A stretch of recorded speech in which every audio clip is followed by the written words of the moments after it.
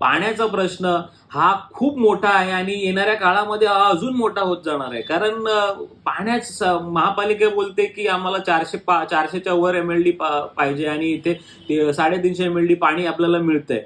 आता हे जे वाढतं शहरीकरण आहे, आता तुम्ही जसं मधुबन बघाल, 700 एकर मध्ये मोठी वसाहत होते.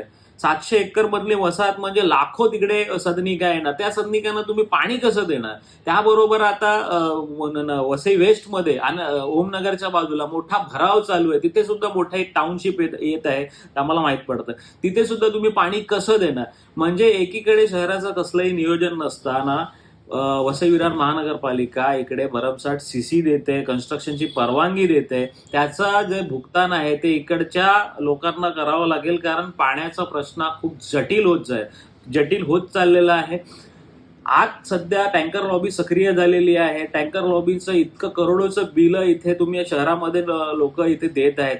तुम्हाला अजून एक गोष्ट सांगतो की लोक इथे 10,000 15,000 कमवतात, परंतु त्यांचं पाण्याचं जे हे आहे म्हणजे बाटली बंद पाणी, लोकांना बाटली बंद पाणी घ्यावं लागतं. त्यांचं पाण्याचं बिल 2,000-3,000 रुपये जातं. त्यामुळे पाण्याचा प्रश्न ही महानगरपालिका सोडवत नाहीये आणि येणाऱ्या काळामध्ये हा पाणी टंचाई किंवा पाण्याचा प्रश्न हा भयंकर मोठा होणार आहे.